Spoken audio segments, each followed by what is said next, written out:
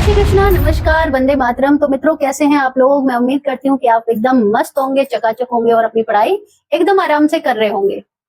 वैसे आप लोग करते तो नहीं हो लेकिन उम्मीद पे दुनिया कायम है। मुझे पूरी उम्मीद है कि अगर नहीं भी कर रहे होंगे तो आज से करना शुरू कर देंगे। तो आप लोग ऐसे ही पढ़ते रहिए और जहां भी आपको मदद की जरूरत है तो आपकी आशा मैम आपके साथ है हमेशा। आप लोग इस बात से बिल्कुल निश्चिंत रहिएगा, बाई चांस कोई भूल, अगर मेरे को भी भूल से भूल हो जाए तो मैं नहीं कह सकती, वरना पूरा प्रयास ये किया जाएगा कि मानकता हमारी बिल्कुल बनी रहे। हम यहाँ जो भी पेश करें, चाहे कुछ भी आपको पढ़ा रहे हैं, तो वो पूरा एनसीईआरटी पैटर्न के आधार पर ही होना चाहिए। तो इस बात की पूरी गारंटी होगी। और आपको कोई भी डाउट होता है, कोई दिक्कत होती है, तो आप लोग कमेंट करके मेरे से पूछ सकते हैं। मैं बिल्कुल पर्सनली आपके कमेंट पढ़ती हूँ और इससे हमको मोटिवेशन भी मिलता है। जब कोई नया काम करते हैं और आप लोग उसमें साथ दे रहे हैं, अपना फीडबैक दे रहे हैं, तो हमें बहुत मोटिवेशन मिलता है और उस काम को आगे करने के लिए, बेहतर करने के लिए मन भी करता है।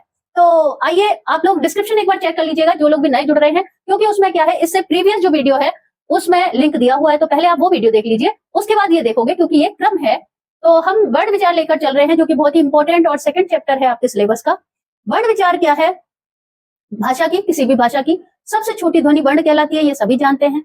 और स्वर और व्यंजन दो प्रकार के हमने वर्ण बताए थे आपको पिछली वीडियो में। और यहाँ क्या है कि जो पहली वीडियो है उसको विस्तार से स्वरों की व्याख्या की गई है। आज हम जो पढ़ने वाले हैं, आइए बोर्ड पर चलते हैं। तो हम वर्ण विचार भाग 2 व्यंजन और उसके प्रकार आज विस्तार से पढ़ेंगे। आइए शुरू करते हैं। तो देखिए, व्यंजन, सबसे पहले व्यंजन की परिभाषा एक बार रिवाइज कर लेते हैं। तो व्यंजन क्या होते हैं?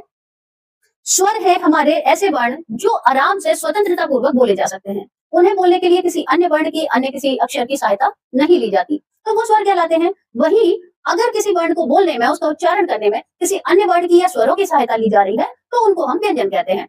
क्लियर है इतनी बात? तो व्यंजन तो हो गई परिभाषा। अब व्यंजन के प्रकार कितने हैं और संख्या कितनी है, इन दो विषयों पर हम बात करेंगे। तो देखिए, व्यंजन के प्रकार।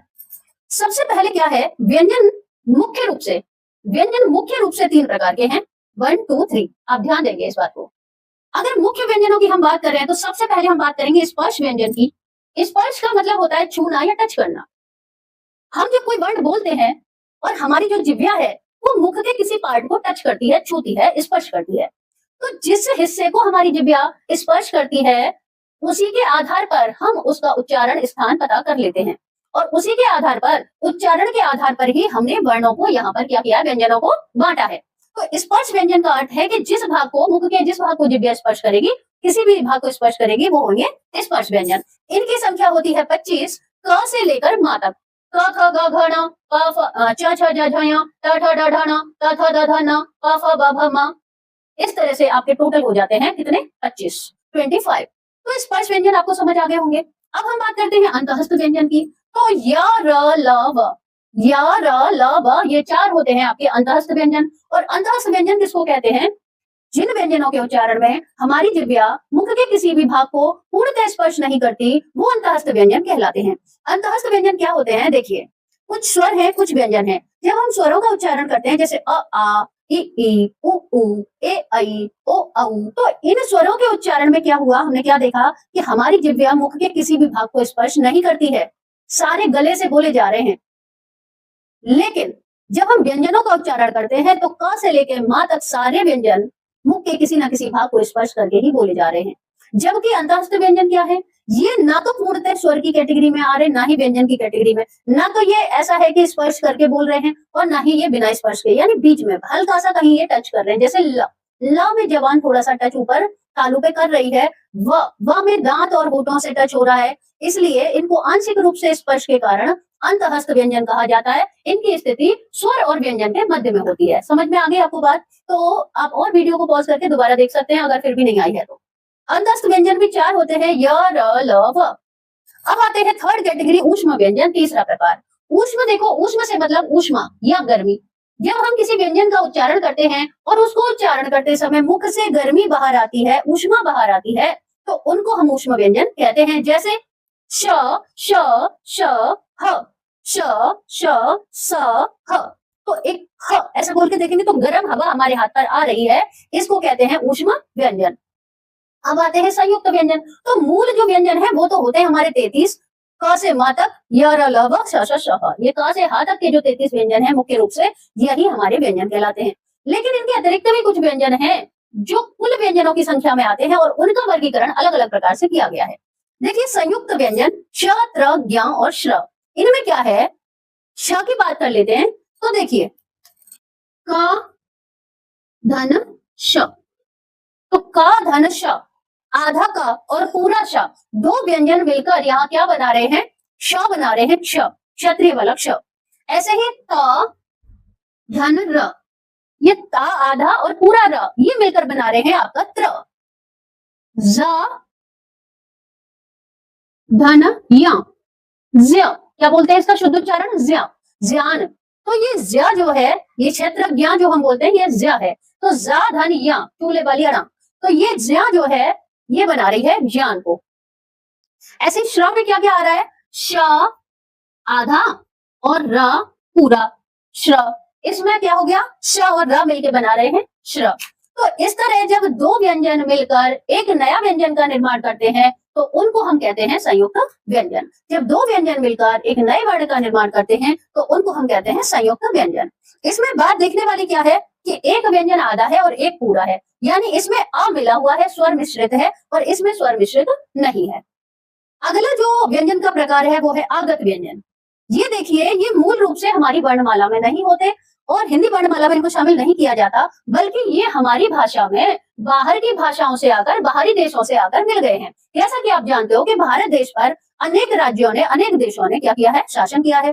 जब बाहर का कोई व्यक्ति आता है तो वो अपने साथ में क्या क्या लेके आता है, अपनी बोली भाषा भी लेके आता है, अपने रहन सहन का तरीका भी लेकर आता है, अपने खान पान का तरीका लेकर आता है। तो वो क्या होता है, उनकी छाप यहाँ छूट जाती है और हमारी छाप वो भी ले जाते हैं।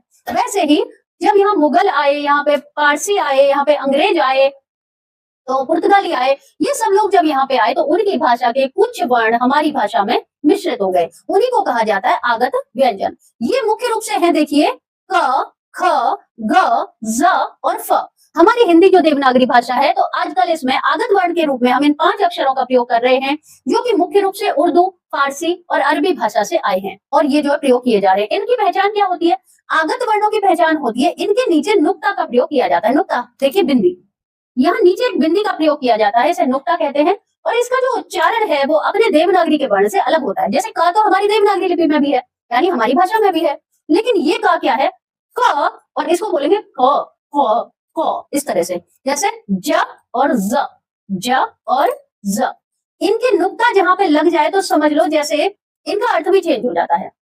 जैसे जरा और जरा, जरा और जरा। देखिए मैं 2 शब्द लिखती हूँ, यहाँ मिटा दूं। एक एग्जाम्पल के लिए हम ले लेते हैं जरा। तो जरा का कौन अर्थ मुझे बताएगा, कमेंट में करके बताइएगा आप लोग। चलो मैं ही बता देती हूँ, आप जरा कब बताओगे। तो जरा का अर्थ क्या होता है, जरा मीन्स होता है बुढ़ापा, और जरा, जरा, जरा मतलब थोड़ा सा, जरा सा वो होता है थोड़ा सा, जरा मीन्स थोड़ा सा, जरा सा, ठीक है। तो ये होते हैं आपके आगत व्यंजन। समझ आ गया होगा आपको। फिर भी कोई दिक्कत होती है आप पूछ सकते हो। अब आते हैं हम द्वित्व व्यंजन। ये द्वित्व क्या है, देखिए ये कोई अलग से व्यंजन नहीं है, यही सारे व्यंजन है जो हम अभी तक पढ़ चुके हैं। इन्हीं को लिखने का एक तरीका है, जैसे हम लिखते हैं पक्का, कच्चा, थप्पड़। जब किसी एक व्यंजन का लगातार 2 बार प्रयोग हो रहा है, क, आधा का और पूरा का, जैसे यहाँ था अभी जो हमने बताया संयुक्त व्यंजन में, क्षत्रज्ञ में क्या था, अलग अलग व्यंजन थे और जुड़ के एक नया व्यंजन बना रहे थे। जबकि यहाँ क्या है, सेम व्यंजन है, क आधा पूरा का, प आधा पूरा पा, और मिलके क्या एक ही उच्चारण हो रहा है, थप्पड़, पक्का, कच्चा, कक्कड़। इस तरह जो व्यंजन प्रयोग किए जाते हैं उनको हम कहते हैं द्वित्व व्यंजन, ठीक है। तो आपको बिल्कुल अच्छे से ये मुझे लगता है पूरे 5 प्रकार समझ में आ गए होंगे। इनके अलावा मुझे 2 व्यंजन और याद आ रहे हैं, मैं आपको बता देती हूँ। देखिए एक होता है ढ और एक होता है ढ। इनका प्रयोग भी हमारी हिंदी वर्णमाला में लगातार किया जा रहा है। जब हम हिंदी वर्णमाला में जो स्पर्श व्यंजन लिखते हैं क से म तक, तो उसमें आता है ड और ढ, आता है ढ से डमरू और ढ से ढक्कन। 25 व्यंजन आते हैं, 25 व्यंजन आते हैं। तो उन 25 का में एक ड और ढ आता है जिसमें ये बिंदी का प्रयोग नहीं किया जाता, लेकिन उसी उन्हीं दोनों व्यंजनों का विकसित रूप है ये ड और ढ। जैसे हम लिखते हैं सड़क, सड़क, तो हम क्या प्रयोग करते हैं, ड का ही प्रयोग कर रहे हैं, लेकिन इस रूप में कर रहे हैं, ये बिंदी नीचे आती है। डक, डक नहीं लिख रहे हम, सड़क लिखना, डक, डक और डक में अंतर है ना। तो ये डक जो है ये बिंदी वाला आता है और ड डमरू लिखना है तो वो ड बिना बिंदी के आएगा। है उसी का विकसित रूप, ये कोई नए व्यंजन नहीं है और ना ही ये बाहर से आए हैं। बस हमने अपने सुविधा के लिए और सही शुद्धि से उच्चारण के लिए इनका प्रयोग किया है, तो उनका विकसित रूप इनको कहा जाता है। ठीक है, समझ आ गई आपको बात। इस प्रकार से अगर हम पूरा मिलाकर देखें, अब मैं ये मिटा सकती हूँ, बता देना चाहती हूँ कि अगला जो टॉपिक हमारा होने वाला है, अभी क्या हुआ, हम बिल्कुल क्रम से चल रहे हैं। भाषा बोली व्याकरण हो चुका है, वर्ण विचार कंप्लीट हो चुका है, और इससे रिलेटेड दोनों चैप्टर से रिलेटेड कोई भी डाउट्स है, कोई भी प्रॉब्लम है तो आप कमेंट जरूर करिएगा, मैं आपको जवाब दूंगी। और अगला चैप्टर अब जो होने वाला है वो होने वाला है शब्द विचार, जो कि क्रम में है। तो शब्द विचार पढ़ेंगे, आप लोग बुक से पढ़ के आइएगा और फिर आके वीडियो देखिएगा, अच्छे से समझ आएगा। और चैनल को लाइक शेयर सब्सक्राइब जरूर करके जाइएगा, अगर अच्छी लगे तो। और अगर नहीं लगे, अगर आपके काम की नहीं है, तो जिनके भी काम की है, आपके भैया बहन रिश्तेदार कोई भी कॉम्पिटेटिव एग्जाम की तैयारी कर रहे हैं या जिसके भी मतलब कि आप उचित समझे, तो उसको शेयर जरूर कर दीजिएगा, क्योंकि आपके सहयोग के बिना तो ये चैनल चलना बिल्कुल ही मुश्किल बात है। और हमारी मेहनत भी तभी कारगर है जब आप लोग सपोर्ट करें और आप लोग मन लगाकर पढ़ाई करें। तो ठीक है, नमस्कार, जय श्री कृष्णा, बाय बाय, वंदे मातरम।